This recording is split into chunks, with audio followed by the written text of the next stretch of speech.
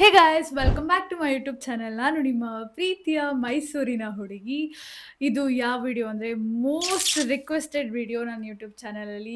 ಪ್ರತಿಯೊಂದು ವ್ಲಾಗಲ್ಲೂ comment ಆಗ್ತಾಯಿದ್ರಿ neat ಬಗ್ಗೆ ನಿಮ್ಮ ಸಿಸ್ಟರ್ ಕೈಲಿ ವಿಡಿಯೋ ಮಾಡಿಸಿ ಬೇಗ ಬೇಗ ಬೇಗ ಅಂತ.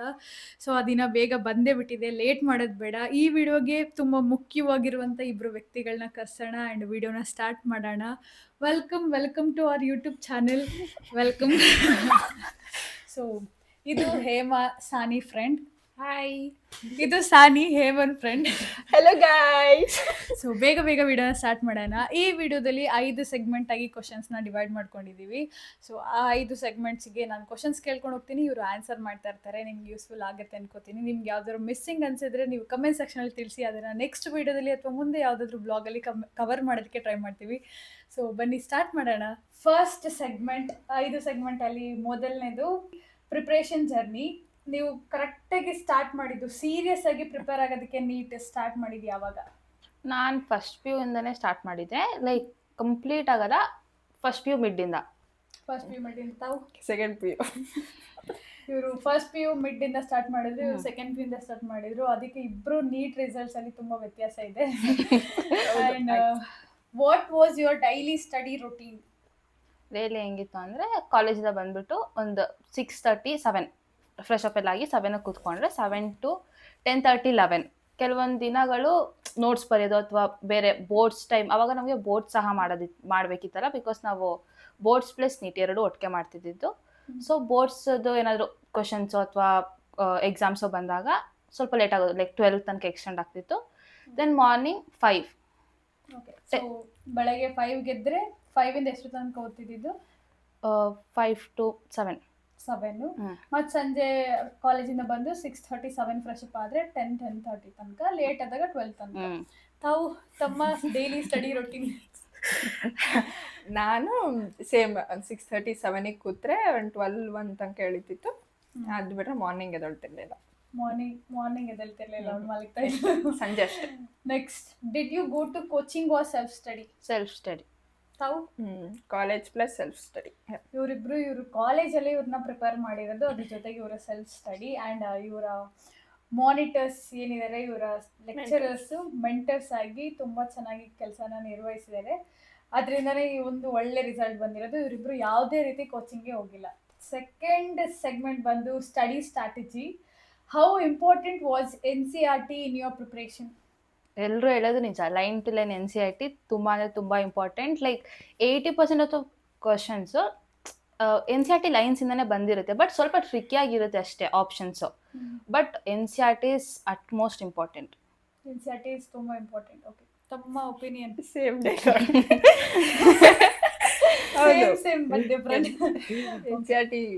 NCERT ಎಷ್ಟು ರೆಫರ್ ಮಾಡ್ತೀರಾ ಅಷ್ಟು ಒಳ್ಳೇದಾಗುತ್ತೆ ಅಂತ ಹೇಮ ಅವರು ಆಗಿ biology, inorganic chemistry, organic chemistry ಎಲ್ಲದಕ್ಕೂ NCERT ಬೇಕೇ ಬೇಕು. ಫಿಸಿಕ್ಸ್ ಸಹ ನೆಗ್ಲೆಕ್ಟ್ ಮಾಡಂಗಿಲ್ಲ. ಫಿಸಿಕ್ಸ್ ಥಿಯರಿ ಬೇಸ್ಡ್ ಕ್ವಶನ್ಸ್ ಇರುತ್ತಲ್ಲ, ಸೊ ಅದಕ್ಕೆಲ್ಲ ಬೇಕು. ಸೊ NCERT ತುಂಬ ತುಂಬ ತುಂಬ ಇಂಪಾರ್ಟೆಂಟ್ ಅಂತ ಇಬ್ರು ಹೇಳಿದ್ದಾರೆ. ಅದ್ರ ಮೇಲೆ ಜಾಸ್ತಿ ಫೋಕಸ್ ಮಾಡಿ. Next question, which books or resources did you follow for each subject? NCERT first, okay. ಅದು ಬಿಟ್ಟು MTG ಫಿಂಗರ್ ಟಿಪ್ಸು ಮಾಡ್ತಿದ್ದೆ. MTG finger tips comment section ಯಾರು ಟೈಪ್ ಮಾಡಿ ಹಾಕಿ, ನಾವೇ ಟೈಪ್ ಮಾಡಿ ಹಾಕ್ತೀವಿ. ಇದನ್ನ ಫಾಲೋ ಮಾಡ್ತಾ ಇದ್ದೀವಿ. ಇನ್ನೊಂದು ಬುಕ್ಕು, ಬಟ್ ನಂಗೆ ಲೇಟಾಗಿ ಅದು ಸಿಕ್ತು, ಬಟ್ ಸಖತ್ ಯೂಸ್ಫುಲ್. ಈಗಿಂದ ಯಾರಾದರೂ ಓದಕ್ಕೆ ಸ್ಟಾರ್ಟ್ ಮಾಡಿದ್ರೆ ತುಂಬ ಹೆಲ್ಪ್ಫುಲ್ ಆಗುತ್ತೆ. ಅದು ಪಾರ್ಥ್ ಗೋಯಲ್ದು ಬಯೋ ಹ್ಯಾಕ್ ಮತ್ತು ಕೆಮ್ ಹ್ಯಾಕ್. ಪಾರ್ಥ್ ಗೋಯಲ್ ಅವ್ರದ್ದು ಬಯೋ ಹ್ಯಾಕ್ ಮತ್ತೆ ಕೆಮ್ ಹ್ಯಾಕ್ ಅಂತೆ, ಇದು 2 ಬುಕ್ ನೋಡಿ. ಇದು ಫಿಲ್ ದ ಬ್ಲಾಂಕ್ಸ್ ಅಲ್ಲಿರುತ್ತೆ. ಅದು ಫುಲ್ ರಿವಿಷನ್ಗೆ, NCERT ರಿವಿಷನ್ಗೆ ಕಂಪ್ಲೀಟ್ ಯೂಸ್ ಆಗುತ್ತೆ ಅದು. ಸೊ ಮೊದಲಿಂದ ಈ ಬುಕ್ ನ ರೆಫರ್ ಮಾಡಿ. ಅಂಡ್ ನಂದೊಂದು ಟಿಪ್ ಆಡ್ ಮಾಡ್ತೀನಿ, ನಮ್ಮ CA ರಿಲೇಟೆಡ್ ಅಷ್ಟೇನೆ. ನಾವು ಮೊದಲಿಂದ ಯಾವ ರಿಸೋರ್ಸಸ್ ಮೇಲೆ ಡಿಪೆಂಡ್ ಆಗ್ತೀವಿ ಅದು ಒಂದೇ ಕಂಪ್ಲೀಟ್ ಡಿಪೆಂಡ್ ಆಗಬೇಕು. ಮಧ್ಯದಲ್ಲಿ ಅವ್ರು ಹೇಳಿದ್ರು ಇವ್ರು ಹೇಳಿದ್ರು ತುಂಬಾ ಚೇಂಜಸ್ ಮಾಡ್ತಾ ಇದ್ರೆ ತುಂಬಾ ತುಂಬಾ ಫೋಕಸ್ ಕಳ್ಕೊಂತೀವಿ. ಅದು ಓದ್ಬೇಕು ಇದು ಓದ್ಬೇಕಂತ. ಸೊ ಒಂದೇ ರಿಸೋರ್ಸ್ ಮೇಲೆ ಡಿಪೆಂಡ್ ಆಗಿ, ಇವಾಗ CA ICA ಮೆಟೀರಿಯಲ್ ಅಥವಾ ಯಾರ್ದಾದ್ರೂ ಒಬ್ರದ್ದು ರಿಷಬ್ ಜೈನ್ ಸರ್ ಬುಕ್ ಆ ಥರ ಡಿಪೆಂಡ್ ಆದಂಗೆ ಒಂದೇ ಬುಕ್ನ ಜಾಸ್ತಿ ರೆಫರ್ ಮಾಡಿದಷ್ಟು ನಿಮಗೆ ನೆನಪಿರುತ್ತೆ, ಚೆನ್ನಾಗಿ ಅದರಲ್ಲಿರೋದು ತಿಳ್ಕೊಬೋದು. ನೆಕ್ಸ್ಟ್, ಇನ್ನೊಂದು ಫಿಸಿಕ್ಸ್ಗೆ PW ಅವ್ರ ಬುಕ್ ರೆಫರ್ ಮಾಡ್ತಿದ್ವಿ ತಾನು. PW ಅಂದರೆ ಫಿಸಿಕ್ಸ್ ವಾಲ. ಫಿಸಿಕ್ಸ್ಗೆ ಫಿಸಿಕ್ಸ್ ವಾಲ ಬುಕ್ ರೆಫರ್ ಮಾಡಬೇಕಂತೆ. Okay, next, how did you manage physics if it was tough? Daily minimum ಅದಕ್ಕೆ 2 to 3 hours ಕೊಡಲೇಬೇಕು. ಫಿಸಿಕ್ಸ್ಗೆ ಫಿಸಿಕ್ಸ್ ಕೊಡಲೇಬೇಕು. ಬೇರೆ ಸಬ್ಜೆಕ್ಟ್ಸ್ ಆಲ್ಟರ್ನೇಟಿವ್ ಆಗಿ ಓದ್ಬೋದಾ? ಅದಕ್ಕೇನೆ ನಾನು ಮಾರ್ನಿಂಗ್ ಒಂದು ಸ್ಕೆಡ್ಯೂಲ್ ಇಟ್ಕೋತಿದ್ದು. ಲೈಕ್ ಸಂಜೆ ಬಂದ್ಬಿಟ್ಟು 2 ಸಬ್ಜೆಕ್ಟ್ ಮುಗಿಸ್ಕೊಂಡು ಬೆಳಿಗ್ಗೆ 1 ಸಬ್ಜೆಕ್ಟ್. ಇಲ್ಲಿ ಫಿಸಿಕ್ಸ್ ಕೆಮಿಸ್ಟ್ರಿ ಆಗಿದ್ರೆ ಬೆಳಿಗ್ಗೆ ಬಯೋ, ಇಲ್ಲ ಕೆಮಿಸ್ಟ್ರಿ ಬಯೋ ಆಗಿದ್ರೆ ಬೆಳಿಗ್ಗೆ ಫಿಸಿಕ್ಸ್. ನಂದು ಹೆಂಗೆ ಅಂದರೆ 2 days ಒನ್ಸ್ ಮಾಕ್ ಇರೋದು ನಮಗೆ. ಸೊ 1 day ಫುಲ್ ಫಿಸಿಕ್ಸ್ಗೆ ಕೊಡ್ತಿದ್ದೆ, ಇನ್ನೊಂದು ಡೇಲಿ ಬಯಾಲಜಿ ಮತ್ತು ಕೆಮಿಸ್ಟ್ರಿ ಮಾಡ್ತಿದ್ದೆ. ಓಕೆ, 1 day ಫಿಸಿಕ್ಸ್, ಇನ್ನೊಂದು day biochemistry. So alternative days ಅಲ್ಲಿ ಸಬ್ಜೆಕ್ಟ್ಸ್ನ ಮಾಡ್ತಾ ಇದ್ರು. ನೆಕ್ಸ್ಟ್ ಥರ್ಡ್ ಸೆಗ್ಮೆಂಟ್ ಬಂದು ಪ್ರಾಕ್ಟೀಸ್ ಆ್ಯಂಡ್ ರಿವಿಷನ್ ಬಗ್ಗೆ. How many MCQs did you solve daily? ತುಂಬ ಸಾಲ್ವ್ ಮಾಡಿದ್ದೀವಿ. ಅಂದ್ರೆ ಮಿನಿಮಮ್ ಇಸ್ ಲೈಕ್ 1 ಸಬ್ಜೆಕ್ಟ್ ಇಂದ ಪರ್ ಡೇ 100 MCQs. ಫಿಸಿಕ್ಸ್ 100 ಆಗಿರ್ಬೇಕು, ಕೆಮಿಸ್ಟ್ರಿ 100 ಆಗಿರ್ಬೇಕು. ಬಯಾಲಜಿ ಕಂಪ್ಯಾರಿಟಿವ್ಲಿ ಈಸಿ ಇರುತ್ತೆ, ಲೈಕ್ ಡೈರೆಕ್ಟ್ ಆನ್ಸರ್ಸ್ ಇರುತ್ತೆ, ಹಾಗಾಗಿ ಸ್ವಲ್ಪ ಜಾಸ್ತಿ ಮಾಡಕ್ ಟ್ರೈ ಮಾಡಬೇಕು. ಅದು minimum. Okay, minimum 100 MCQs for each subject daily. ಇದನ್ನ ಸಾಲ್ವ್ ಮಾಡ್ತಿದ್ರು ತಾವು? ಸೇಮ್. ನಮ್ದು ಹೆಂಗಿರೋದು ಅಂದರೆ ಯಾವ್ದಾದ್ರು ಒಂದು ಮಾಡ್ಯೂಲ್ ಇಟ್ಕೊಂಡ್ವಿ ಅಂದರೆ ಅದು ಕಂಪ್ಲೀಟ್ ಸಬ್ಜೆಕ್ಟ್. ಯೂಶ್ವಲಿ ಕೆಮಿಸ್ಟ್ರಿ ಮತ್ತು ಫಿಸಿಕ್ಸ್ಗೆ ಆ ಮಾಡ್ಯೂಲ್ ಮುಗಿಸ್ಬೇಕಿತ್ತು. ಬಯಾಲಜಿಗೆ ಇನ್ನು ಎಕ್ಸ್ಟ್ರಾ ಮಾಡ್ಯೂಲ್ PWದ್ ಮಾಡ್ತಿದ್ವಿ, MTGದ್ ಮಾಡ್ತಿದ್ವಿ, ನಮ್ಮ ಕಾಲೇಜಿಂದ ಕೊಟ್ಟಿರೋದು ಮಾಡ್ತಿದ್ವಿ. ಸೊ ಅಟ್ಲೀಸ್ಟ್ ಒಂದು 3 ಮಾಡ್ಯೂಲ್ ಆದರೂ ಮಾಡ್ತಿದ್ವಿ. ಬಯಾಲಜಿಗೆ ಒಂದು 300 ಕ್ವಶನ್ಸ್ ಆದರೂ ಕವರ್ ಆಗಿರೋದು ಡೈಲಿ. ಓಕೆ, ಡೈಲಿ ಫಿಸಿಕ್ಸ್ಗೆ ಕೆಮಿಸ್ಟ್ರಿಗೆ 100 ಈಚ್ ಆ್ಯಂಡ್ ಬಯಾಲಜಿಗೆ ಒಂದು ಮ್ಯಾಕ್ಸ್ 300 or 300+ ಮಾಡ್ತಾ ಇದ್ರು. Next, what was your revision strategy? ಫಿಸಿಕ್ಸ್ಗಾದರೆ ನಂದೊಂದು ಬುಕ್ ಇತ್ತು, ಶಾರ್ಟ್ ನೋಟ್ಸ್ ಥರ. ಓಕೆ, ಸೊ ಸಾಲ್ವ್ ಮಾಡೋಕ್ಕೂ ಮುಂಚೆ ನಾನು ಅದನ್ನ ಒಂದ್ಸಲಿ ರಿವೈಸ್ ಆಗ್ತಿದ್ದೆ. ಮತ್ತು ಫಾರ್ಮುಲಾ ಶೀಟ್ ಇರ್ತಿತ್ತು ನಂದು. ಫಿಸಿಕ್ಸ್ಗೆ ಫಾರ್ಮುಲಾ ಶೀಟ್ ಮತ್ತು ನನ್ನ ಶಾರ್ಟ್ ನೋಟ್ಸು. ಕೆಮಿಸ್ಟ್ರಿಗೂ ನೋಟ್ಸ್ ಮಾಡಿಟ್ಟಿದ್ದೆ. ಬಯಾಲಜಿಗೂ ನೋಟ್ಸ್ ಇತ್ತು, ಬಟ್ ನಾನು ಅಷ್ಟು ರೆಫರ್ ಮಾಡ್ತಿರೋ ನೋಟ್ಸ್ನ textbook revision. Short notes ಮತ್ತು ಫಾರ್ಮುಲಾ ಬುಕ್ ಅನ್ನಲ್ಲ, ಅದೊಂದು ಸ್ವಲ್ಪ ಎಕ್ಸ್ಪ್ಲೇನ್ ಮಾಡಿ ಯಾವ ರೀತಿ ಅಂತ. ಶಾರ್ಟ್ ನೋಟ್ಸ್ ಹೇಗೆ ಮಾಡ್ತಿದ್ದೆ ಅಂದರೆ, ಯೂಟ್ಯೂಬಲ್ಲಿ ಎಷ್ಟೊಂದು ಈಗ ವೀಡಿಯೋಸ್ ಇರುತ್ತೆ ನೀಟ್ ಅವ್ರಿಗೆ. ಸೊ ಅದನ್ನ ನೋಡಿಕೊಂಡು ವಿತ್ ಕ್ಲಾಸ್ ನೋಡ್ಕೊಂಡು ಸ್ವಲ್ಪ ಶಾರ್ಟ್ ನೋಟ್ಸ್ ಹಂಗೆ ಗೀಚಿಟ್ಕೊಳ್ಳೋದು. ಅದು ಹಂಗಂದ್ರೆ ಸ್ವಲ್ಪ ಕ್ಲೀನಾಗಿ ಮಾಡ್ಕೋಬೇಕು, ಯಾಕಂದರೆ ರಿವಿಷನ್ಗೆ ಅಟ್ ಎಂಡ್ ಅದೇ ಹೆಲ್ಪ್ ಆಗೋದು. ಸೊ ಸ್ವಲ್ಪ ಕ್ಲೀನಾಗೆಲ್ಲ ಬರ್ಕೊಂಡು ಇಟ್ಕೋತಿದ್ದೆ ನೋಟ್ಸ್ನ. ಅದಾದಮೇಲೆ ಅದ್ರ ಬೇಸಿಸ್ ಮೇಲೆ ಬುಕ್ಕಲ್ಲಿ ಸಾಲ್ವ್ ಮಾಡ್ತಾ ಏನಾದರೂ ಹೊಸ ಫಾರ್ಮುಲಾ ಅಂತ ಅನ್ಸೋದನ್ನ ಹಾಕೋತಿದ್ದೆ, ಆ್ಯಡ್ ಮಾಡ್ಕೋತಿದ್ದೆ ಅದೇ ಬುಕ್ಕಿಗೆ. ಇದು ಫಾರ್ಮುಲಾ ಬುಕ್ ಅಂದರೆ ಸೇಮ್ ಅಲ್ಲಿರೋದನ್ನೇ ಫಾರ್ಮುಲಾಸ್ ಸ್ವಲ್ಪ ಫಾರ್ಮುಲಾ ಒಂದು ಬುಕ್. ಓಕೆ ಓಕೆ, ತಾವು ಸೇಮ್. ತಾವು ಹೆಂಗೆ ರಿವೈಸ್ ಮಾಡಿದ್ದೆ ರೀತಿನ? ಇಬ್ರು ಒಂದೇ ತರನೇ, ಒಂದೇ ಕ್ಲಾಸೇ ಕೇಳ್ತಿದ್ದು, ಒಂದೇ ತರ ನೋಟ್ಸ್ ಮಾಡ್ಕೊಂತಿದ್ವಿ.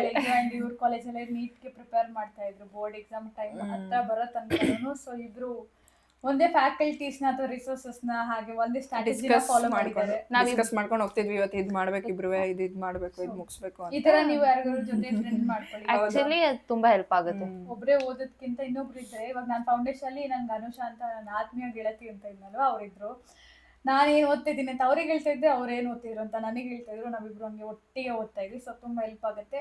ಒಬ್ಬರೇ ಓದ್ಬಿಡಿ, ಯಾರಾದ್ರೂ ಫ್ರೆಂಡ್ ಅಥವಾ ಹೀಗೆ ಯಾರು ಪರಿಚಯ ಮಾಡ್ಕೊಳ್ಳಿ, ಫ್ರೆಂಡ್ಸ್ ಇಲ್ಲ ಅಂದ್ರೆ ಒಟ್ಟಿಗೆ ಓದಿ. ಯಾಕಂದ್ರೆ ಎಲ್ಲ ದಿನಾನು ನಾವ್ ಎದೊಳಕ್ಕಾಗಲ್ಲ, ಮಾಡಕ್ಕಾಗಲ್ಲ, ಒಬ್ರು ಮೋಟಿವೇಟ್ ಮಾಡಕ್ ಇರ್ಬೇಕು. ಕೆಲವೊಂದ್ಸರಿ ನಾನು ಎದೊಳ್ತಿರ್ಲಿಲ್ಲ, ನಾನಿದೆ ನಿಮ್ನೆಲ್ಲ ಮೋಟಿವೇಟ್ ಮಾಡೋದಕ್ಕೆ. ನಾನು ಎದೊಳ್ತಿರ್ಲಿಲ್ಲ, ಅವಳು ಎದೊಳ್ಸೋಳ. ಅವಾಗ ಅವಳು ಎದೊಳ್ದಿದಾಗ ನಾನು ಎದೊಳಿಸ್ತಿದ್ದೆ. ಆಕ್ಚುಲಿ ನಾನು ಎಬ್ರಿಸ್ತಾ ಇರ್ಲಿಲ್ಲ. ನನ್ನೋಗಲೇ ನೀವು ನೋಡಿದೀರ, ನಾನು ಇನ್ನು ಬೆಳಗ್ಗೆ ಮಾರ್ನಿಂಗ್ ಸೆಷನ್ ಮುಗಿಸಿದ್ರು ನಮ್ ಸಾನಿ ಇನ್ನೂ ಎದ್ದಿರ್ತಾರಲಿಲ್ಲ. ಅವಳಿಗೆ ಅವ್ರ ಅಪ್ಪ ಎಬ್ರಿಸೋರು, ನನಗೆ ಇವಳು ಎಬ್ರಿಸ್ತಾ ಇದ್ಲು. ಸೊ ಆದ್ರೂ ನಾನು ಎದ್ದಳ್ಸಿರ್ತಾ ಇದ್ದೆ, ಓದು ಅಂತ. ಎದ್ದಳ್ಸಿದ್ರೆ ಹಿಂಗ್ ತಿರ್ಗೋಷ್ಟೊಳಗೆ ಮಲ್ಗೋಡ್ತಾ ಇದ್ದಿಲ್ಲ. ಸೊ ಓಕೆ, ಲಾಸ್ಟ್ ಕ್ವಶನ್ ಇದರಲ್ಲಿ, did you make short notes or just revise textbooks? Okay, already cover ಆಗಿ ಹೋಗಿದೆ. ಶಾರ್ಟ್ ನೋಟ್ಸ್ ಮಾಡ್ತಾ ಇದ್ರು ಅವರು. ಈಗ ಯೂಟ್ಯೂಬಲ್ಲಿ ಯಾವುದೇ ಕ್ಲಾಸಸ್ ರೆಫರ್ ಮಾಡ್ತಾ ಇದ್ರು. ಆಮೇಲೆ ಯಾವ ಕ್ಲಾಸಸ್ ರೆಫರ್ ಮಾಡಿದ್ರು ಅಂತ ಒಂದು ಸ್ವಲ್ಪ ಕೇಳ್ಕೊಂಡು ಅದನ್ನು ಕೂಡ ಹೇಳೋಣ. ಸೊ ಕ್ಲಾಸಸ್ ನೋಡ್ತಾ ನಾವು CLU ಹೀಗೆ ಮಾಡ್ತೀವಿ, ಕ್ಲಾಸಸ್ ನೋಡ್ತಾ ಶಾರ್ಟ್ ನೋಟ್ಸ್ ಮಾಡ್ಕೊಂಡ್ರೆ ತುಂಬ ಅಂದರೆ ತುಂಬ ಯೂಸ್ ಆಗುತ್ತೆ. ಲಾಸ್ಟ್ ಮಿನಿಟಲ್ಲಿ ದೊಡ್ಡ ದೊಡ್ಡ ಬುಕ್ ಅಥವಾ ತುಂಬ ಲೆಂತಿ ಪ್ಯಾರಾಗ್ರಾಫ್ನ ರೆಫರ್ ಮಾಡೋಂಥ ಜಂಜಾಟ ಇರಲ್ಲ. ಶಾರ್ಟ್ ನೋಟ್ಸ್ ಪಾಯಿಂಟ್ಸ್ ನೋಡ್ತಾ ಇದ್ರೆ, ನನಗೆ ಲಾ ಅಲ್ಲಿ ಆಡಿಟಲ್ಲೆಲ್ಲ ಇದೇ ಜಾಸ್ತಿ ವರ್ಕೌಟ್ ಆಗಿರೋದು. ಸೊ ಫೋರ್ತ್ ಸೆಗ್ಮೆಂಟಿಗೆ ಹೋಗೋಣ, test and exam strategy. How often did you give mock test? Starting ಎಲ್ಲ 2 days once ಇತ್ತು. ಅದು ನಮ್ಮ ಕಾಲೇಜ್ ಪ್ಯಾಟರ್ನ್ ಇದ್ದು 2 days once ಮಾಕ್ ಕೊಡ್ತಿದ್ರು, ಅವರೇ ಪ್ರಿಪೇರ್ ಮಾಡ್ತಿದ್ರು. ಹೌದು. ಆದ್ರೆ ನೀಟಿಗೆ ಇನ್ನೊಂದು 3 months ಇದ್ದಂಗೆ ನಾವು ಡೈಲಿ 2 ಕೊಡ್ತಿದ್ವಿ ತಾನೆ. ಡೈಲಿ 2 ಇಲ್ಲ ಅಂದ್ರೆ ಅಟ್ಲೀಸ್ಟ್ ಒನ್ ಒನ್ ಓಕೆ, ಇವರು ಸ್ಕೂಲಲ್ಲಿ ಕಾಲೇಜಲ್ಲಿ ಯಾವ ರೀತಿ ಮಾಡ್ತಾ ಇದ್ರು ಅಂದ್ರೆ ಆಲ್ಟರ್ನೇಟಿವ್ ಡೇಸ್ 2 ಡೇಸಿಗೆ ಒಂದ್ಸಾರಿ ಮಾಕ್ ಟೆಸ್ಟ್ ಕೊಡ್ತಾ ಇದ್ರು, ಅವರೇ ಕ್ವಶನ್ಸ್ ಪ್ರಿಪೇರ್ ಮಾಡಿ, ಅಂದ್ರೆ 3 ಪೇಪರ್ ಕವರ್ ಆಗಿರೋದಲ್ಲ. Full length. ಇನ್ನೇನು 3-4 ಮಂತ್ಸ್ ಇದೆ ಎಕ್ಸಾಮ್ಗೆ ಅನ್ನೋ ಥರ ಇವರೇ ಮನೆಯಲ್ಲೇನೆ ಡೈಲಿ ಒಂದು ಎಲ್ಲಿಂದ ತಗೋತಾ ಇದ್ರು ಪೇಪರ್ಸ್? ಬೇರೆ ಎಲ್ಲ ರಿಸೋರ್ಸಸ್ ಇರ್ತಾರ, PW, ಆಕಾಶ್ ಇರ್ಬೋದು, ಆಲನ್ ಇರ್ಬೋದು, ಎಲ್ಲ ಪೇಪರ್ಸು ನಮ್ಮ ಪವನ್ ಸರ್ ಇದ್ರು, ಎಲ್ಲ ಪೇಪರ್ಸು ತಂದ್ಕೊಡೋರು. ನಾವು ಕಾಲೇಜ್ಗೆ ಹೋಗ್ತಿದ್ವಿ, ಬೆಳಿಗ್ಗೆ ಎಲ್ಲ ಒಂದು ಸ್ವಲ್ಪ ರಿವೈಸ್ ಹಾಕೋತಿದ್ವಿ ಪ್ರಾಪರ್. ಈಗ ನಮಗೆ ಇದ್ದಿದ್ದು 1 to 3 ತನಕ ನಾವು ಬರಿಬೇಕಿತ್ತು ಎಕ್ಸಾಮ್ನ. ಸೊ ಅದೇ ಟೈಮಿಗೆ ಕೂತ್ಕೋತಿದ್ವಿ, ಬರಿತಿದ್ವಿ ಆ ಥರ. ಸೇಮ್ ನಾನು ಅರ್ಥ ಆಗಿದೆ ಹೇಳಿದ್ದು. ಆ್ಯಂಡ್ ಬೈ ದ ವೇ ಹೇಳೋದು ಮಾಡ್ತಿದ್ದೆ, ಯಾರಿಗೆ ಗೊತ್ತಿಲ್ಲ ಅವರಿಗೆ ಇವರಿಬ್ರಿಗೂ ಗೌರ್ಮೆಂಟ್ ಸೀಟ್ ಆಗಿದೆ ಫಸ್ಟ್ ಅಟೆಂಪ್ಟಲ್ಲೇ. ಡ್ರಾಪ್ ಔಟ್ ಸ್ಟೂಡೆಂಟ್ಸ್ ಅಲ್ಲ, ಸೆಕೆಂಡ್ PU ಜೊತೆನೇ ಪ್ರಿಪೇರ್ ಆಗಿರೋದು. ಬೋರ್ಡ್ ಎಕ್ಸಾಮ್ ಆಗಿ 1.5 ಮಂತಿಗೆ ಇವರ ನೀಟ್ ಎಕ್ಸಾಮ್ ಇತ್ತು. ಫಸ್ಟ್ ಅಟೆಂಪ್ಟಲ್ಲೇ ಗೌರ್ಮೆಂಟ್ ಸೀಟ್ ತೊಗೊಂಡಿದ್ದಾರೆ ಮೈಸೂರು ಮೆಡಿಕಲ್ ಕಾಲೇಜಲ್ಲಿ. ಇವಾಗ ಫಸ್ಟ್ ಸೆಮ್ ಆಯ್ತಾ? ಸೆಮ್ ವೈಸ್ ಅಲ್ಲ, ಇಯರ್ ವೈಸ್. ಎಷ್ಟು ಮಂತ್ಸ್ ಆಯ್ತು ಇವಾಗ college? 4 months. Already 4 to 5 months ಆಗಿದೆ ಕಾಲೇಜ್ ಜಾಯ್ನ್ ಆಗಿ. ಒಳ್ಳೆ ಎಕ್ಸ್ಪೀರಿಯನ್ಸ್ ಮಾಡ್ತಿದ್ದಾರೆ. ಆಮೇಲೆ ಟೈಮ್ ಇದ್ರೆ ವಿಡಿಯೋ ಲೆಂತ್ ಲ್ಯಾಗ್ ಆಗಿಲ್ಲ ಅಂದ್ರೆ ಅವ್ರ ಎಕ್ಸ್ಪೀರಿಯನ್ಸ್ ಕೂಡ ಕೇಳೋಣ. ಸೊ ನೆಕ್ಸ್ಟ್ ಕ್ವಶನ್ಗೆ ಹೋಗೋಣ. 4th ಸೆಗ್ಮೆಂಟ್ ಅಲ್ಲಿ, how did you manage time during the NEET exam ಬರೆಯುವಾಗ ಟೈಮ್ ಹೇಗೆ ಮ್ಯಾನೇಜ್ ಮಾಡಿ? ಅದೆಲ್ಲ ಪ್ರಾಕ್ಟೀಸ್ ಆಗ್ತಿರುತ್ತಲ್ಲ. ನಾವು ಈಗ ಇಷ್ಟೊಂದು 3 months ಕಂಟಿನ್ಯೂಸ್ ಆಗಿ ಮಾರ್ಕ್ ಕೊಟ್ಟಿರ್ತೀವಲ್ಲ, ನಮ್ದೊಂದು ಇತ್ತು ಈ ಸಬ್ಜೆಕ್ಟ್ ಆದ್ಮೇಲೆ ಈ ಸಬ್ಜೆಕ್ಟ್ ತಗೋಬೇಕು ಅಂತ. ಸೊ ಫಸ್ಟ್ ಬಯಾಲಜಿ ಮುಗಿಸ್ಕೊತಿದ್ವಿ, ಯಾಕಂದ್ರೆ ಅದು ಸ್ವಲ್ಪ ಈಸಿ ಇರುತ್ತೆ. 80% ಡೈರೆಕ್ಟ್ ಆನ್ಸರ್ಸ್ ಇರುತ್ತೆ, ಜಾಸ್ತಿ ತಲೆ ಓಡಿಸೋದಿರಲ್ಲ ಅದರಲ್ಲಿ. ಸೊ ಅದನ್ನು ಬೇಗ ಮುಗಿಸ್ಕೊತಿದ್ವಿ. ಇನ್ನು ಕೆಮಿಸ್ಟ್ರಿ ಅಷ್ಟೇ 50% ಬಯಾಲಜಿ ಥರ ಇರುತ್ತೆ, ಇನ್ನು 50% ಫಿಸಿಕ್ಸ್ ಥರ ಇರುತ್ತೆ. ಸೊ ಅದು ಮುಗಿಸ್ಕೊಂಡು ಫಿಸಿಕ್ಸ್ ಮಾಡ್ತಿದ್ದೆ ನಾನು. ಸೊ ಫಸ್ಟ್ ಬಯೋ, ಆಮೇಲೆ ಕೆಮಿಸ್ಟ್ರಿ, ಆಮೇಲೆ ಫಿಸಿಕ್ಸ್. ತಾವು ಎಕ್ಸಾಮ್ ಅಲ್ಲಿ ಯಾವ ರೀತಿ? ಈಗ ಲಾಸ್ಟ್ ಫೈನಲ್ ನಡೆದಿದ್ರಲ್ಲ, ಫೈನಲ್ ಮೊದಲೆಲ್ಲ ಯಾವ ರೀತಿ? ಅಲ್ಲಿ ಶಾರ್ಟೇಜ್ ಆಯ್ತು ಆಕ್ಚುಲಿ ಹೇಳ್ಬೇಕು ಅಂದ್ರೆ. ಈ ಸತಿ ಪೇಪರ್ ಸ್ವಲ್ಪ ಲೆಂದಿ ಇತ್ತು, ಟಫ್ ಇತ್ತು. ಸೊ ಫಿಸಿಕ್ಸ್ ಲಾಸ್ಟ್ ಹಿಡ್ದಿದ್ನಲ್ಲ, ಅದಕ್ಕೆ ನಂಗೆ ಟೈಮ್ ಸಾಲಿಲ್ಲ ಆಕ್ಚುಲಿ ಹೇಳ್ಬೇಕು ಅಂದ್ರೆ. ಪ್ರಾಕ್ಟೀಸ್ ಮಾಡುವಾಗ ಯಾವ ರೀತಿ ಟೈಮ್ ಸ್ಟ್ರಾಟಜಿ ಪ್ರಾಕ್ಟೀಸ್ ಮಾಡಿ? ಸೇಮ್ ಬಯಾಲಜಿ ಆದ್ಮೇಲೆ ಕೆಮಿಸ್ಟ್ರಿ ಆದ್ಮೇಲೆ ಫಿಸಿಕ್ಸು. ಬಯಾಲಜಿ ಆಗಿದ ತಕ್ಷಣನೇ ಎಂತ OMR ಫಿಲ್ ಮಾಡ್ಕೊತಿದ್ವಿ. ಅದಾಗಿದ ತಕ್ಷಣ ಎಲ್ಲ ಒಂದೊಂದು ಸಬ್ಜೆಕ್ಟ್ ಆಗಿದ ತಕ್ಷಣನೂ OMR ಫಿಲ್ ಮಾಡ್ಕೊತಾ ಇದ್ವಿ. ಹಿಂಗೆ ಮ್ಯಾನೇಜ್ ಆಗಿತ್ತು. ಫೈನಲ್ ಅಲ್ಲಿ ನಂಗೆ ಸ್ವಲ್ಪ ಶಾರ್ಟೇಜ್ ಆಯ್ತು, ಲೆಂತ್ ಇತ್ತು ಪೇಪರ್. ಸೊ ಎಷ್ಟು ಪ್ರಾಕ್ಟೀಸ್ ಮಾಡ್ತೀರಾ? ಎಷ್ಟು OMR ನ ಫಿಲ್ ಮಾಡ್ತೀರಾ ಪ್ರಾಕ್ಟೀಸ್ ಟೈಮಲ್ಲಿ? ಎಷ್ಟು ಮಾಕ್ ಟೆಸ್ಟ್ ಬರೀತೀರಾ? ಅಷ್ಟೇ ಯೂಸ್ ಆಗುತ್ತೆ. ಯಾಕಂದ್ರೆ at the end mock test ಬರೆಯೋದಕ್ಕಿಂತ ಜಾಸ್ತಿ ಎರರ್ ಅನಾಲಿಸಿಸ್. ಎಲ್ರೂ ಅದನ್ನ ಜಾಸ್ತಿ ಮರಿತಾರೆ ಮಾಡೋದನ್ನ. ಎಷ್ಟೇ ಜನ ಅದಕ್ಕೆ ಒತ್ತು ಕೊಟ್ರು ಹೇಳಿದ್ರು ಒಂದು ಲೇಸಿನೆಸ್ಸೋ ಬಿಟ್ಬಿಡ್ತಾರೆ. ಎರರ್ ಅನಾಲಿಸಿಸ್ ಅಂದ್ರೆ ಒಂದು ಸ್ವಲ್ಪ ಅರ್ಥ ಮಾಡಿಸಿ. ತುಂಬಾ ಇಂಪಾರ್ಟೆಂಟ್. ಏನಂದ್ರೆ ಈಗ ನೀವು ಪೇಪರ್ ಕೊಟ್ಟಿರ್ತೀರಾ, ನಿಮ್ ಕೀ ಆನ್ಸರ್ನು ಕೊಟ್ಟಿರ್ತಾರೆ, ಅದಾದ್ಮೇಲೆ ನೀವು ಕುತ್ಕೋಬೇಕು ಆ ಪೇಪರ್ ಆ ಕೀ ಆನ್ಸರ್ ಜೊತೆ. ಏನಕ್ಕೆ ಈ ಕ್ವಶನ್ ತಪ್ಪಾಯ್ತು, ಲೈಕ್ ನೀನು ಆ ಕ್ವಶನ್ ಅಲ್ಲಿ ನೀನು ಕುತ್ಕೊಂಡು ಮಾಡುವಾಗ ಏನಕ್ಕೆ ತಪ್ಪು ಮಾಡಿದೆ, ಇಲ್ಲ ನಿಂಗೆ ಅದು ಕಾನ್ಸೆಪ್ಟ್ ಗೊತ್ತಿರಲಿಲ್ವಾ, ಇಲ್ಲ ಸಿಲ್ಲಿ ಮಿಸ್ಟೇಕಾ. ಸೊ ನೀವು ಹಂಗೆ ಸೆಗ್ರಿಗೇಟ್ ಮಾಡ್ಬೋದು ಅವಾಗ. ಓಕೆ, ಈ ಚಾಪ್ಟರ್ ನಂಗೆ ಈ ಚಾಪ್ಟ್ರಿಂದ ಏನೇ ಬಂದರೂ ನಂಗೆ ಗೊತ್ತಾಗ್ತಿಲ್ಲ, ಸೊ ಕಂಪ್ಲೀಟಾಗಿ ಓದಬೇಕು. ಇಲ್ಲ ಒಂದು ಚಿಕ್ಕ ಟಾಪಿಕ್ ಗೊತ್ತಿಲ್ಲ ಈ ಚಾಪ್ಟ್ರಲ್ಲಿ, ಇದನ್ನು ನೀವು ಸೆಗ್ರಿಗೇಟ್ ಮಾಡ್ಕೊಂಡಾಗ ನಿಮ್ಗೆ ಗೊತ್ತಾಗುತ್ತೆ. ಓಕೆ, ಈ ಚಾಪ್ಟರ್ ನಿಂಗೆ ಗೊತ್ತು, ಈ ಚಾಪ್ಟರ್ ನಿಂಗೆ ಗೊತ್ತಿಲ್ಲ. ಹಂಗೆ ಮಾಡ್ಕೊಂಡಾಗ ಪ್ರಿಪರೇಷನ್ ಸ್ವಲ್ಪ ಇನ್ನೂ ಸ್ಟ್ರಾಂಗ್ ಆಗುತ್ತೆ. Okay, last question in 4th strategy. What was your strategy for guessing or skipping questions? ಈ ಕ್ವಶನ್ಗೆ ತುಂಬ ಚೆನ್ನಾಗಿ ಆನ್ಸರ್ ಮಾಡೋಕ್ಕೆ ಸಾಧ್ಯ ಇರೋದು ಜಾನ್ವಿ ಕೇಳಿ ಮಾತ್ರ. ಆಕ್ಚುಲಿ ಏನು ಅಂತ ಅಂದ್ರೆ, ಫೈನಲ್ ಅಲ್ಲಿ ನನಗೆ ಟೈಮ್ ಶಾರ್ಟೇಜ್ ಆಯ್ತು. ಫಿಸಿಕ್ಸ್ ನಾನು ಮಾಡಿದ್ದೆ 25 ಕ್ವಶನ್ಸ್ 45 ಅಲ್ಲಿ. ಇನ್ನಷ್ಟು ಖಾಲಿ ಇತ್ತು, ಬಟ್ ನಾನು ಖಾಲಿ ಬಿಟ್ಟು ಬಂದಿಲ್ಲ, ಎಲ್ಲಾನು ಫಿಲ್ ಮಾಡ್ಕೊಂಡು ಬಂದೆ. ನಂದೇನಿತ್ತು ಅಂದ್ರೆ, ಆಕ್ಚುಲಿ ನಾನು ಅವಳಿಗೆ ತೋರಿಸ್ದೆ ಕೂಡ. ಹಿಂಗೆ ನನಗೆ ಗೊತ್ತಿಲ್ಲ ಅಂತ ಬಿಟ್ಬಿಟ್ಟು ಬಂದ್ರೆ ಏನಾಗುತ್ತೆ, ನನಗೆ ಏನೋ ಒಂದು ಗೆಸ್ ವರ್ಕ್ ಮಾಡ್ಬಿಟ್ಟು ಬಂದ್ರೆ ಏನಾಗುತ್ತೆ ಅಂತ ಪ್ರೊಬ್ಯಾಬಿಲಿಟಿ ತೋರಿಸಿದ್ದೆ ನಾನು. ಸೊ ಅದ್ರ ಏನು ತೋರಿಸಿದ, ನಾನು ಫುಲ್ OMR ಎಲ್ಲ ಫಿಲ್ ಮಾಡ್ಬಿಟ್ಟು ಬಂದ್ರೆ ಒಂದು 20 ಮಾರ್ಕ್ಸ್ ಎಕ್ಸ್ಟ್ರಾ ಬರಂಗಿತ್ತು, ಬಿಟ್ಬಿಟ್ಟು ಬರೋದಕ್ಕಿಂತ. ಹಾಗಾಗಿ ನೆಗೆಟಿವ್ ಇದೆ, but it depends on luck also. But ನೀವ್ ಹೆಂಗ್ ಚಾಯ್ಸ್ ಮಾಡ್ಬೇಕು ಅಂದ್ರೆ, 50% ಯೂಶಲಿ 2 ಆಪ್ಷನ್ ಆರಾಮಾಗಿ ಡಿಲೀಟ್ ಮಾಡೋ ತರ ಇರುತ್ತೆ ಆಪ್ಷನ್ಸ್. ಇನ್ 2 ಆಪ್ಷನ್ ಅಲ್ಲಿ ನೀವು ಕನ್ಫ್ಯೂಸ್ ಆಗಿರ್ತೀರಾ. ಅಂತ ಟೈಮಲ್ಲಿ ರಿಸ್ಕ್ ತಗೊಳ್ಳಿ. ಯಾರು ಗೊತ್ತು, ಕೆಲವೊಂದ್ಸಲಿ ಸರಿಯಾದ್ರೆ 4 ಮಾರ್ಕ್ಸ್ ಸಿಗುತ್ತೆ, ಸೊ ತಗೋಬಹುದು. ಬಟ್ ನೀವು 25% ಇದ್ದಾಗ ಒಂದೇ ಗೊತ್ತಿಲ್ಲ, ನಿಮ್ಗೆ 3 ಆಪ್ಷನ್ ಗೊತ್ತೇ ಇಲ್ಲ, ಒಂದೇ ಗೊತ್ತಿರೋದು, ಅಂತ ಟೈಮಲ್ಲಿ ರಿಸ್ಕ್ ತಗೊಳಕ್ ಹೋಗ್ಬೇಡಿ. It is better to skip that question. Okay, 5th segment and the last segment, mistakes and challenges. What were your biggest mistakes? ನಂದು ಎಲ್ಲ ಸಿಲ್ಲಿ ಮಿಸ್ಟೇಕ್ಸ್. ಹೆಂಗೆ ಅಂದರೆ ಇಲ್ಲ ನಾಟ್ ಕರೆಕ್ಟ್ಲಿ ಅಲ್ಲಿ ಸ್ವಲ್ಪ ಟ್ರಿಕ್ ಇರುತ್ತೆ. ಕ್ವಶನ್ ಅಲ್ಲಿ ನಾಟ್ ಕರೆಕ್ಟ್ಲಿ ಅಂತ ಬೋಲ್ಡಲ್ಲಿ ಮಾಡಿರ್ತಾರೆ, ಆದ್ರೂ ನಾನು ಅದನ್ನು ಗಮನ ಕೊಟ್ಟಿರಲ್ಲ. ಕರೆಕ್ಟ್ಲಿ ಅನ್ಕೊಂಡು ಮಾಡಿರ್ತೀನಿ, ಇಲ್ಲ ಆಪ್ಷನ್ ಸರಿಯಾಗಿ ಓದಿರಲ್ಲ. ಇನ್ನು OMR ಫಿಲ್ಲಿಂಗ್ ಅಲ್ಲೂ ತಪ್ಪು ಮಾಡಿರ್ತೀನಿ, ಬಬ್ಲಿಂಗ್ ಮಿಸ್ಟೇಕ್ಸು. ಒಟ್ನಲ್ಲಿ ನಂದು ಮೇಜರ್ ಮಿಸ್ಟೇಕ್ ಅಂದರೆ ಈಗಲೂ ನಂಗೆ ನೆನಪಾಗೋದು, ಯಾವುದೋ ಒಂದು ಟೆಸ್ಟಲ್ಲಿ ಸರಿಯಾಗಿ ಆಪ್ಷನ್ ಓದಿರಲಿಲ್ಲ, ನಂಗೆ ಗೊತ್ತಿರೋ ಆನ್ಸರ್ನೇ ಬ್ಲೈಂಡಾಗಿ ಹಾಕಿದ್ದೀನಿ. ಬೇಕಾದ್ರೆ ಸಿಮಿಲರ್ ಕ್ವಶನ್ ಇತ್ತು, ನಾನು ನೆನ್ನೆ ಪ್ರಾಕ್ಟೀಸ್ ಮಾಡಿದಾಗ ಅನ್ನೋದು ಕಾನ್ಫಿಡೆನ್ಸ್ ಕಾನ್ಫಿಡೆನ್ಸ್. ಅದೇ ಈ ಮಿಸ್ಟೇಕ್ಸ್ ಎಲ್ಲ ಅದೇ ಬಬ್ಲಿಂಗ್ ಮಿಸ್ಟೇಕ್ಸ್ ಆಗಿರೋದೇನೆ. ಬಿಟ್ರೆ ಕ್ವಶನ್ಸ್ ಎಕ್ಸಾಮ್ ಟೈಮಲ್ಲಿ ಆಗಲಿ, ಲಾಸ್ಟ್ ಎಕ್ಸಾಮ್ ಬರ್ದಿದ್ದಿನ ಆಗಲಿ, ಯಾವ್ದು ಬಿಗ್ಗೆಸ್ಟ್ ಮಿಸ್ಟೇಕ್ಸ್? ಏನಿಂದು ಲಾಸ್ಟ್ ಎಕ್ಸಾಮ್ ಅಲ್ಲಿ ಫೈನಲ್ ಅಂತ ಟೈಮ್ ಮ್ಯಾನೇಜ್ ಮಾಡದೇ ಇರೋದೇ ಬಿಗ್ಗೆಸ್ಟ್ ಮಿಸ್ಟೇಕ್ ಆಕ್ಚುಲಿ. ತುಂಬಾ ಸ್ಲೋ ಆಗೋಯ್ತು ಎಲ್ಲ, ಜಾಸ್ತಿ ಟೈಮ್ ತಗೊಂಡು ಎಲ್ಲಾನು ಮಾಡೋದಿಕ್ಕೆ.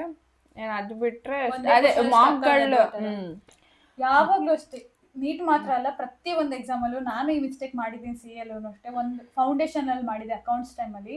ಯಾವ್ದಾದ್ರು ಒಂದು ಕ್ವಶನ್ ಗೊತ್ತಿಲ್ಲ ಅಥವಾ ಗೊತ್ತಿದೆ ನಮಗೆ ಏನು ಕರೆಕ್ಟ್ ನಮಗೆ ಬೇಕಾಗಿರೋ ಆನ್ಸರ್ ಸಿಕ್ತಿಲ್ಲ ಅಂದಾಗ ಅಲ್ಲೇ ಸ್ಟಕ್ ಆಗ್ಬಿಡ್ತೀವಿ, ಇಲ್ಲ ಇದಕ್ಕೆ ಆನ್ಸರ್ ತೆಗ್ದೆ ಮುಂದಕ್ಕೆ ಹೋಗ್ಬೇಕಂತ. ಆ ತಪ್ಪು ಮಾಡಬಾರ್ದು ನಾವು. ಒಂದು ಕ್ವಶನ್ ಮ್ಯಾಕ್ಸಿಮಮ್ ಅಂದ್ರೆ ಒಂದು 5 ನಿಮಿಷ, ಅದಕ್ಕೂ ಅಷ್ಟು ಬೇಡ ಅನ್ಸುತ್ತೆ. ಗೊತ್ತಾಗ್ತಿಲ್ಲ ಅಂದಾಗ ಸ್ಕಿಪ್ ಮಾಡಿ ಮುಂದಕ್ಕೆ ಹೋಗ್ಬೇಕು, ಲಾಸ್ಟಲ್ಲಿ ಬರೋಣ ಆ ಕ್ವಶನಿಗೆ ಅನ್ನೋ ಥರ. ನಮ್ದು ನೀವು ಒಂದು ಕ್ವಶನ್ 1 ಮಿನಿಟ್ ಅಷ್ಟೇ ಕೊಡೋಕ್ಕಾಗೋದು MCQ ನಾನು ಅಲ್ವಾ. ಅವಾಗ ನಾವ್ ಏನ್ ಮಾಡ್ಬೇಕು ಅಂದ್ರೆ, ಒಂದು ಕ್ವಶನ್ ನಿಮ್ಗೆ ಎಕ್ಸ್ಪೆಷಲಿ ಫಿಸಿಕ್ಸ್ಗೆ ಒಂದು ಕ್ವಶನ್ ನೀವು ಫುಲ್ ಎಲ್ಲ ಮಾಡ್ತಿದ್ದೀರಾ, ಒಂದು 2 ಮಿನಿಟ್ಸ್ ಅದಕ್ಕೆ ಇನ್ವೆಸ್ಟ್ ಮಾಡಿದ್ರೆ ನಿಮ್ಗೆ ಗೊತ್ತಾಗ್ತಿಲ್ಲ, ಬಿಟ್ಬಿಡ್ಬೇಕು ಆ ಕಡೆ. ಯಾಕಂದ್ರೆ ಎಷ್ಟೊಂದು ಸಲ ಫಸ್ಟ್ ಪೇಜಲ್ಲಿ ಇರೋ ಕ್ವಶನ್ಗೆ ಕಾನ್ಸಿಕ್ಯೂಟ್ ನೆಕ್ಸ್ಟ್ ಇರೋ ಪೇಜಸ್ ರಿಲೇಟೆಡ್ ಇರುತ್ತೆ, ಅಲ್ಲೆಲ್ಲೋ ಫಾರ್ಮುಲಾ ಹಾಕಿರ್ತಾರೆ. ಓಕೆ, ನಾವು ಇದರಿಂದ ಇದನ್ನ ಕನೆಕ್ಟ್ ಮಾಡ್ಕೊಂಡು ಮಾಡೋ ಥರ ಇರುತ್ತೆ. ಸೊ ನೀವು ಒಂದಕ್ಕೆ ಇನ್ವೆಸ್ಟ್ ಮಾಡಿದ್ರೆ ನೀವು ಅದನ್ನ ನೋಡೋಕ್ಕೂ ಆಗಲ್ಲ, ಕ್ವಶನ್ ಅಟೆಂಡ್ ಮಾಡೋಕ್ಕೆ ಆಗಲ್ಲ. ಸೊ ಯಾವಾಗಲೂ ಗೊತ್ತಿಲ್ಲದೆ ಇರೋದನ್ನ ಆ ಮೂಮೆಂಟ್ಗೆ ಬಿಟ್ಬಿಡ್ಬೇಕು. ಫಸ್ಟ್ ಗೊತ್ತಿರೋದನ್ನೆಲ್ಲ ಮುಗಿಸ್ಕೊಂಡು ಆಮೇಲೆ ಬರಬೇಕು. ಆಮೇಲೆ ನಿಮ್ ಗೆಸ್ಸಿಂಗೋ ಅದು ಇದು ಅಂಕಿ ಪಿಂಕಿ ಪೊಂಕಿ ಹಾಕೊಂಡು ಆಗ್ತಿರೋ, ಆಮೇಲೆ ಫಸ್ಟು ಗೊತ್ತಿರೋದ ಮುಗಿಸ್ಕೋಬೇಕು. ಅಟ್ಲೀಸ್ಟ್ ಗೊತ್ತಿರೋದ್ರಿಂದ ಮಾರ್ಕ್ಸ್ ಆದರೂ ಬರುತ್ತೆ. ಸೊ ಇದು ಎಲ್ಲರೂ ಫಾಲೋ ಮಾಡಬೇಕು.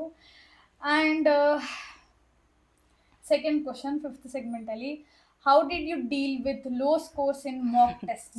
ಮಾಕ್ ಟೆಸ್ಟ್ ಅಲ್ಲಿ ಬಂದಿರುವಂತ ಕಡಿಮೆ ಸ್ಕೋರ್ ಇಂದ ಯಾವ ರೀತಿ ಡೀಲ್ ಮಾಡಿದ್ರಿ? ನಮ್ಮ ಮೆಂಟರ್ ಪವನ್ ಸರ್ ಫುಲ್ ಹೋಗ್ಬಿಟ್ಟು ಫುಲ್ ರ್ಯಾಂಟಿಂಗ್ ಅಂದು, ಸಾರ್ ನನಗೆ ಆಯ್ತಿಲ್ಲ ಸರ್, ಹಂಗ್ ಮಾಡ್ದೆ ಹಿಂಗ್ ಮಾಡ್ದೆ ಬಂದಿಲ್ಲ ಸರ್, ಫುಲ್ ಗೊಳೋ ಅಂತ ಹತ್ಕೊಂಡು ಕಿರ್ಚಾಡ್ ಪರ್ಚಾಡ್ ಸರ್. ಒಟ್ಟಲ್ಲಿ ಸರ್ ಅವ್ರು ಏನ್ ಮಾಡ್ತಾ ಇದ್ರು? ಮೋಟಿವೇಟ್ ಅದೇ ಮಾಡ್ತಾ ಇದ್ರು, ಸಮಾಧಾನ ಮಾಡಿ, ಮಕ್ಕ ಹಂಗಲ್ಲೇ ಮಕ್ಕ ಹಿಂಗಲ್ಲೇ ಮಕ್ಕ ಆಗತ್ತೆ ಹಿಂಗ ಇಲ್ಲಿ ಸೀನಿ. ಆಮೇಲೆ ನೀವ್ ಹೆಂಗ್ ಓವರ್ಕಮ್ ಮಾಡ್ತಾ ಇದ್ರಿ ಅದನ್ನ ನೆಕ್ಸ್ಟ್ ಮಾಕ್ ಟೆಸ್ಟ್?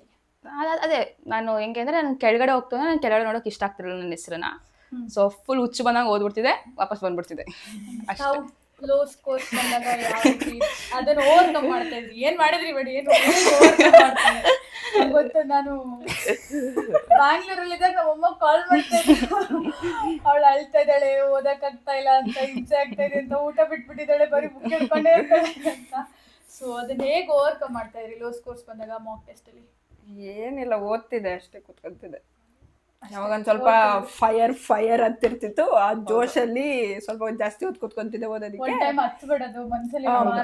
ನನಗೆ ಹೆಂಗೆ ಅಂದ್ರೆ, ಹೌದು, ನನಗೆ ಹೆಂಗೆ ಅಂದ್ರೆ ಫುಲ್ ಹತ್ಬಿಡ್ಬೇಕು ನಾನು, ಅದಾದ್ಮೇಲೆ ನಾನು ಏನ್ ಬೇಕಾದ್ರೂ ಮಾಡ್ತೀನಿ. ಹಂಗೆ ಫುಲ್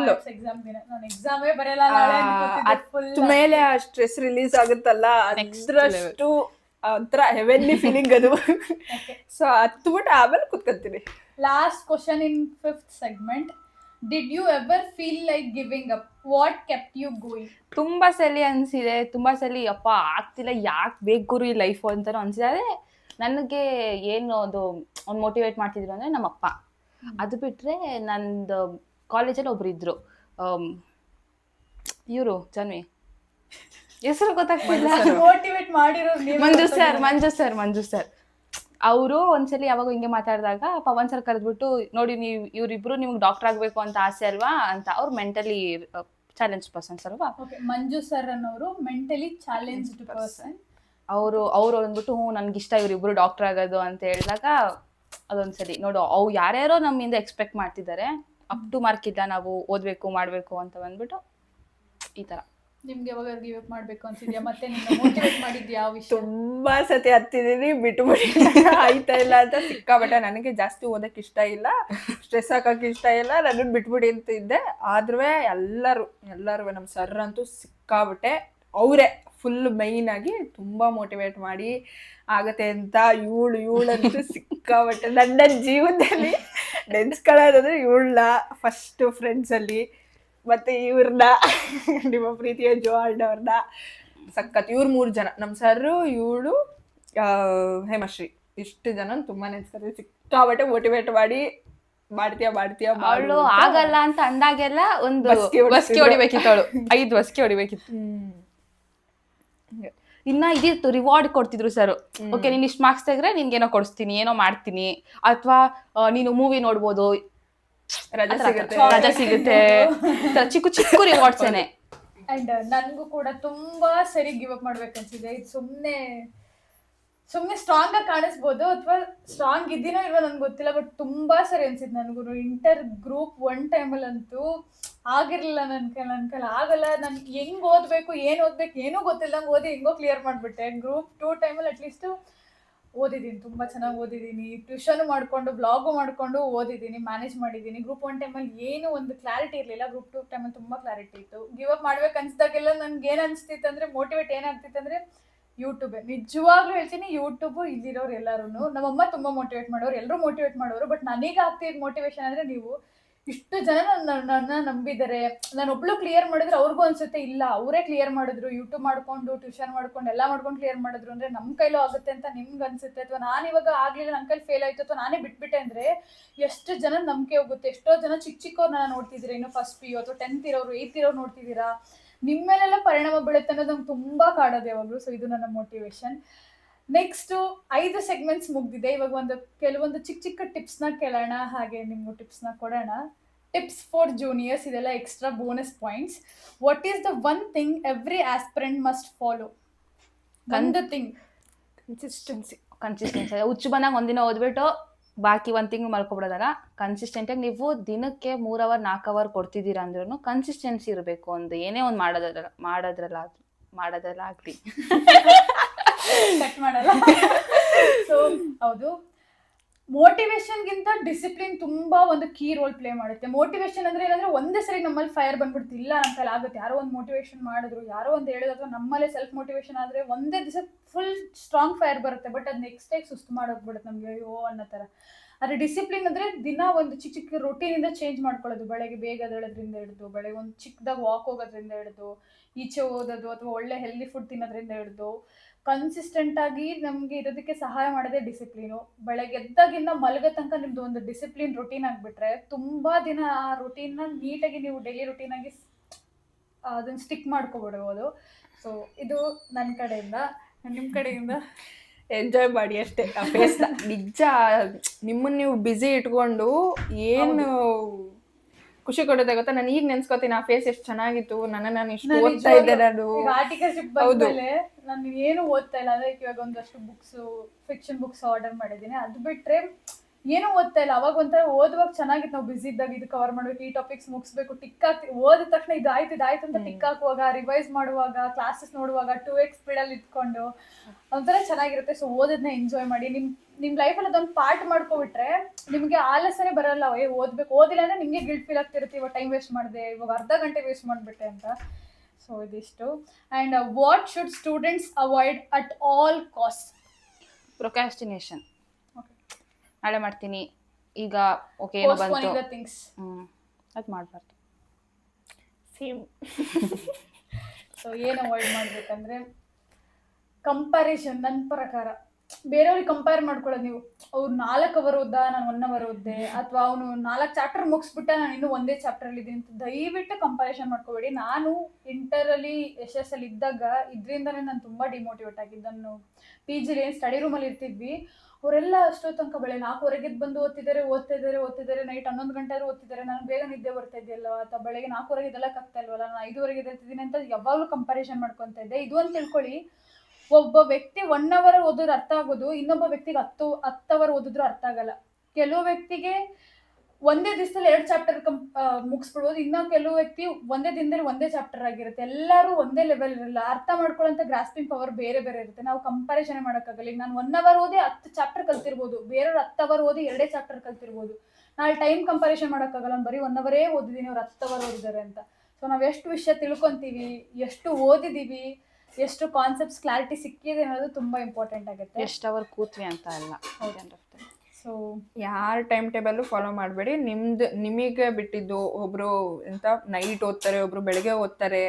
ಸೊ ಬೇರೆಯವ್ರದ್ದು ವಿಡಿಯೋಸ್ ನೋಡಿ ಯೂಟ್ಯೂಬಲ್ಲಿ ಒಂದಷ್ಟು ವಿಡಿಯೋಸ್ ಬಿಟ್ಟಿರ್ತಾರೆ ಟೈಮ್ ಟೇಬಲ್ ಅದು ಇದು ಅಂತ. ಯಾರ್ದು ಫಾಲೋ ಮಾಡಬೇಡಿ. ನಿಮಗೆ ಹೆಂಗೆ ಕನ್ವಿನಿಯೆಂಟ್ ಇರುತ್ತೋ ಆ ಟೈಮ್ ಟೇಬಲ್ ನೀವು ಹಾಕೊಂಡು ನೀವು ಮಾಡ್ಬೇಕು. ಮತ್ತು ಹ್ಯಾಂಡ್ ರೈಟರ್ ನೋಟ್ಸು ಅಷ್ಟೇ, ನಿಮ್ದು ನೀವೇ ಕುತ್ಕೊಂಡು ಬರೆದ್ರೆ ಅದು ಪಿಕ್ಚರ್ ಮೆಮೊರಿ ಇರುತ್ತೆ. ನಾನು ಇಲ್ಲೇನೋ ಬರ್ದಿದ್ದೆ, ಇಲ್ಲಿ ಈ ಶೀಟಲ್ಲಿ ಒಂದಿತ್ತು, ಇಲ್ಲೇನೋ ಪಾಯಿಂಟ್ ಹಾಕಿದೆ ಅನ್ನೋ. ಸೊ ಮಾರ್ಕ್ ಬರಿಬೇಕಾದ್ರೆ ನಿಮ್ಗೆ ನೆನಪಾಗ್ತಾ ಹೋಗುತ್ತೆ. ಸೊ ಬೇರೆಯವ್ರ ನೋಟ್ಸ್ ಓದೋದ್ಕಿಂತ ನಿಮ್ಮ ನೋಟ್ಸ್ ನೀವು ಓನ್ ಆಗಿ ಮಾಡಿ ಓದೋದು ತುಂಬಾ ಹೆಲ್ಪ್ಫುಲ್ ಆಗುತ್ತೆ. ಟಾಪರ್ಸ್ ಮಾಡೋದೇ ಅದು. ಯಾರು ಮಾತಾಡಕ್ ಬಿಡ್ತಾರೆ ಆಕ್ಚುಲಿ ಅವರಿಗೆ ಮಾತಾಡ್ಬೇಕಾಗಿರೋದು. ಇದಂತೂ ತುಂಬಾ ತುಂಬಾ ಯೂಸ್ ಆಗುತ್ತೆ. ನಮ್ಮ ಹ್ಯಾಂಡ್ ರೈಟಿಂಗ್ ಅಲ್ಲಿ ಬರ್ದಿರೋದು ನಮ್ಗೆ ಅರ್ಥ ಆಗಷ್ಟು ಬೇರೆಯವ್ರ ಹ್ಯಾಂಡ್ ರೈಟಿಂಗ್ ನಮ್ಗೆ ಅಷ್ಟು ಅರ್ಥ ಆಗಲ್ಲ. ಅಂಡ್ ಮೆಮೊರೈಸ್ ಆಗಿರುತ್ತೆ ನಮ್ಗೆ. ಈ ಪೇಜ್ ನಂಗೆ ಒಂದೊಂದು ಈಗ್ಲೂ ಪೇಜ್ ನಂಬರ್ ಸಮೇತ ನೆನಪಿದೆ ನನಗೆ, ಯಾವ ಪೇಜಲ್ಲಿ ಯಾವ ಮೂಲೆಯಲ್ಲಿ ಏನ್ ಟಾಪಿಕ್ಸ್ ಇತ್ತು ಅನ್ನೋದು. ಅಷ್ಟು ರಿವೈಸ್ ಮಾಡಿ ಮತ್ತೆ ಒಂದೇ ಬುಕ್ಕಿಗೆ ಸ್ಟಿಕ್ ಆನ್ ಆದ್ರೆ ಈ ರೀತಿ ಒಂದು ಪವರ್ ಸಿಗ್ಬೋದು ಅಂತ ಅನ್ಕೊಂತೀನಿ. ಅಂಡ್ ಸ್ಟೋರೇಜ್ ಫುಲ್ ಆಗಿ ವಿಡಿಯೋ ಕಟ್ ಆಗ್ಬಿಟ್ಟಿತ್ತು. ಬೇಗ ಬೇಗ ವಿಡಿಯೋನ ಮುಗಿಸೋಣ. Last tip, any last 3 months strategy for neat. ಹೊಸ ಕಾನ್ಸೆಪ್ಟ್ನ ಯಾವುದನ್ನು ಆವಾಗ ಕುತ್ಕೊಂಡು ಓದಕ್ಕೆ ಹೋಗ್ಬೇಡಿ. ಯಾಕಂದರೆ ಗೊತ್ತಿರೋದನ್ನೇ ಚೆನ್ನಾಗಿ ಇನ್ನೂ ರಿವೈಸ್ ಮಾಡ್ಕೊಳ್ಳಿ. ಎಷ್ಟೊಂದು ಸಲ 80% ನಮ್ಗೇನು ಗೊತ್ತೋ ಅದರಿಂದನೇ ಜಾಸ್ತಿ ಮಾರ್ಕ್ಸ್ ಬರೋ ಥರ ಇರುತ್ತೆ. ಆ 20% ಗೊತ್ತಿಲ್ಲದಿರೋದಕ್ಕೆ ತಲೆ ಕೆಡ್ಸ್ಕೊಂತ 80%ನ ಬಿಟ್ಬಿಡ್ತೀವಿ. ಅದು ನಾವು ಮಾಡಬಾರ್ದು. Continuous full length marks, full ಸಿಲೆಬಸ್ದು ಕಂಟಿನ್ಯೂಸ್ ಆಗಿ ಕೊಡ್ತಾ ಹೋಗ್ಬೇಕು. ಎರರ್ ಅನಾಲಿಸಿಸ್ ಅದ್ರ ಜೊತೆಗೆ ಎರರ್ ಅನಾಲಿಸಿಸ್ ಮಾಡಬೇಕು. ಮತ್ತು ಇನ್ನೊಂದೇನು ಅಂದರೆ ಲಾಸ್ಟಿಗೆ ಬರ್ತಾ ನಮ್ಮ ನೋಟ್ಸ್ ಸಾಕಾಗ್ತಿಲ್ಲ, ಇನ್ನೂ ನನಗೆ ಬೇಕು ಅಂತ ಅಂದ್ಬಿಟ್ಟು ಬೇರೆ ಕಡೆಯಿಂದ ನೋಟ್ಸ್ಗಳು ತೊಗೊಳೋದು. ನಾನು ಮಾಡಿದ್ದೀನಿ ಅದನ್ನ, ಅದಕ್ಕೆ ಹೇಳ್ತಾ ಇದ್ದೀನಿ. ಬೇರೆ ಕಡೆಯಿಂದ ನೋಟ್ಸ್ ತೊಗೊಂಡು ಅದನ್ನು ರೆಫರ್ ಮಾಡೋಕ್ಕೆ ಹೋಗ್ತೀವಿ. ಎಕ್ಸಾಮ್ ಹಾಲಲ್ಲಿ ಒಂದು ಅಕ್ಷರ ನೆನ್ಬರಲ್ಲ. ನಾವೇನು ಈ ನೋಟ್ಸ್ ರೆಫರ್ ಮಾಡಿರೋದು ನಿಮ್ದು ಏನು ಅವಾಗಿಂದ ಓದ್ಕೊಂಬಂದಿರ್ತೀರ ಅದೊಂದೇ ಅಲ್ಲಿ ನೀಟಾಗಿ ನೆನಪಾಗೋದು. ಸೊ ನಿಮ್ಮ ಶಾರ್ಟ್ ನೋಟ್ಸ್ನ ಫಸ್ಟಿಂದ ಏನು ರೆಫರ್ ಮಾಡಿದ್ರು ಅದನ್ನೇ ಕೊನೆಯ ತನಕನೂ ಅದಕ್ಕೆ ಸ್ಟಿಕ್ ಆನ್ ಆಗಿ ಹೊಸದು ಏನು ಮಾಡೋಕ್ಕೆ ಹೋಗ್ಬೇಡಿ ಅಷ್ಟೇ. ಮಾರ್ಕ್ಗಳು ತುಂಬ ಅಟೆಂಡ್ ಮಾಡಿ ಅಷ್ಟೇ. ಸೊ ಅವರಿಬ್ರು ಕೊಟ್ಟಿದ್ದಾರೆ ನೀಟ್ ಸ್ಟೂಡೆಂಟ್ಸ್ಗೆ ಲಾಸ್ಟ್ 3 months ಸ್ಟ್ರಾಟಜಿ. ನಾನಂತೂ ಕೊಡೋದಕ್ಕಾಗಲ್ಲ. ಆ್ಯಂಡ್ ಇಷ್ಟೇ ಆ್ಯಕ್ಚುಲಿ ಮುಗಿದಿದೆ. ಪರ್ಸ್ನಲ್ ಒಂದು ಸ್ವಲ್ಪ ಇನ್ಸ್ಪೈರಿಂಗ್ ಥಾಟ್ಸ್ ಏನಾದರೂ ಕೇಳೋಣ. What was your reaction when you saw your result?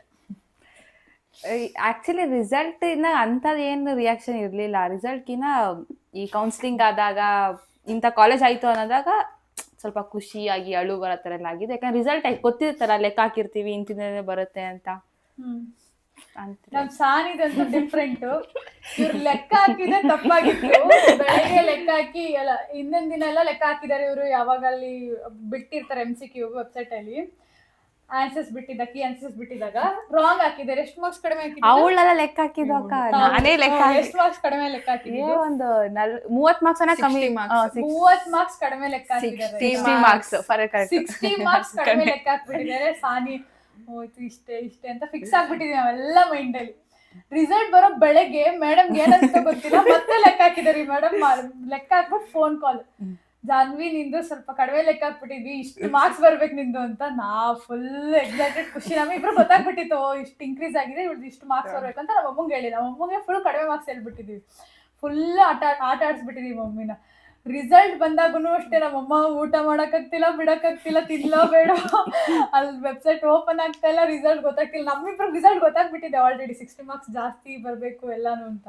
Result ಬಂದಾಗ ಯಾವಾಗ ನಮ್ಮಮ್ಮಂಗೆ ಸಾನ್ ಇಷ್ಟು ಮಾರ್ಕ್ಸ್ ಬಂದಿದೆ, ಮೈಸೂರು ಮೆಡಿಕಲ್ ಕಾಲೇಜ್ ಆಗುತ್ತೆ ಅಂತ ತಕ್ಷಣ ನಮ್ಮಮ್ಮ ಒಂದೇ ಸಲ ಹತ್ರ, ನೀವು ನಮ್ಮ ಮಮ್ಮಿ ಬರ್ಡೇ ವಿಡಿಯೋದಲ್ಲಿ ನೋಡಿರ್ತೀರಾ, ಬರ್ಡೇಗೆ ಅಂತ ನಮ್ಮ ಅಮ್ಮಗೋಸ್ಕರ ಡೆಡಿಕೇಟ್ ಮಾಡಿರೋ ಶಾರ್ಟ್ಸ್ ಅಲ್ಲಿ ನೋಡಿರ್ತೀರಾ. ನಮ್ಮಮ್ಮ ಸಡನ್ ಆಗಿ ನಗ್ತಾ ಇದ್ದವ್ರು ಫುಲ್ ಹತ್ಬಿಟ್ರು.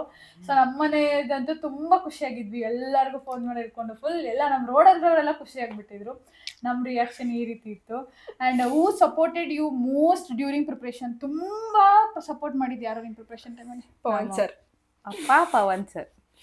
ತಮಗೆ? ಪವನ್ ಸರ್. ಇವರಿಬ್ರು ಅಷ್ಟೊಂದು ಪವರ್ ಸರ್ ಅಂತ ಹೇಳಿದ್ರು, ಅವ್ರು ಯಾರು ಅಂತ ಮುಂದೆ ಯಾವ್ದಾದ್ರು ಬ್ಲಾಗ್ ಅಲ್ಲಿ ತೋರಿಸ್ತೀನಿ ಅಂತ ಅವ್ರನ್ನ ಮೀಟ್ ಮಾಡ್ಸೋಣ. And one message you want to give to NEET aspirants, ಒಂದೇ ಒಂದು ಮೆಸೇಜ್ ಲಾಸ್ಟ್. ಏನಂದ್ರೆ ನೆನ್ಸ್ಕೊಳ್ಳಿ, ನೀವು ಓದುವಾಗಲಿ ಮಾಡುವಾಗಲಿ ಅದೊಂದು ಆ ಕೋಟು ಅಷ್ಟೆತ್ತಿಟ್ಕೊಳ್ಳೋದು, ಆ ಫೀಲಿಂಗೇ ಬೇರೆ, ಅನ್ಎಕ್ಸ್ಪ್ಲೇನಬಲ್. ಅದು ಸೇಬೇನಲ್ಲ, ಏನ್ ಮಾಡ್ತೀರಾ ಅದನ್ನ ಎಂಜಾಯ್ ಮಾಡಿ ಅಷ್ಟೇ. ಓದೋದ್ರ ಜೊತೆಗೆ ಎಂಜಾಯ್ ಮಾಡಿ, ಯಾವ ಮೂಮೆಂಟ್ಸ್ ಮಿಸ್ ಮಾಡ್ಕೋಬೇಡಿ. ನನ್ನ ಮೈಂಡ್ ಅದೇ ಬರ್ತಿತ್ತು, ನನ್ನ ತಂಗಿ ನನ್ನ ತರನೇ ಸ್ವಲ್ಪ ಅಂತ. ನಾನು ಅಷ್ಟೇ ಬರೀ ಓದು ಅಂತೆಲ್ಲ, ಬರೀ ಓದು ಅಂದ್ರೂ ನನ್ಗೆ ಆಗಲ್ಲ. ನನ್ಗೆ ಏನ್ ಮಾಡ್ಬೇಕು ನಾನು ಅದೆಲ್ಲ ಮಾಡ್ಬೇಕು. ನಾನು ಟಿವಿ ನೋಡ್ಬೇಕಾ ಟಿವಿ ನೋಡ್ಬೇಕು, ಮೊಬೈಲ್ ಸೀರಿಯಲ್ ನೋಡ್ಬೇಕಾ ಸೀರಿಯಲ್ ನೋಡ್ಬೇಕು, ಹೊರಗಡೆ ಹೋಗ್ಬೇಕಾ ಪಿಜ್ಜಾ ತಿನ್ಬೇಕಾ ಫ್ರೆಂಡ್ಸ್ ಜೊತೆ ಹೋಗ್ಬೇಕಾ ಎಲ್ಲಾನು ಮಾಡ್ಬೇಕು, ಹಂಗೆ ಓದೋದಿರ್ಬೇಕು. ಸೊ ನಾನೇನ್ ಮೋಟಿವೇಟ್ ಮಾಡ್ತೀನಿ ಅಂದ್ರೆ, ಇವಳ ಕೈಲೇ ಆಗಿದೆ ಅಂದ್ರೆ ನಿಮ್ ಕೈಲೂ ಆಗುತ್ತೆ, ನನ್ನ ಕೈಲೇ ಸಿಹಿ ಆಗಿದೆ ಅಂದ್ರೆ ನಿಮ್ ಕೈಲೂ ಆಗುತ್ತೆ, ಖಂಡಿತವಾಗ್ಲೂ ಆಗುತ್ತೆ. ಕನ್ಸಿಸ್ಟೆಂಟ್ ಆಗಿ, ಡಿಸಿಪ್ಲಿನ್ ಆಗಿ ಪ್ರಿಪೇರ್ ಆಗಿ, all the very best. So ಇವತ್ತಿಗೆಷ್ಟೇ, ಮತ್ತೆ ಮುಂದೆ ಸಿಗೋಣ. ಅಲ್ಲಿ ತನಕ take care, love you all, tata bye. ಇನ್ನೊಂದ್ಸಲಿ tata bye. Ready, 1 2 3 start. Tata ಬಾಯ್.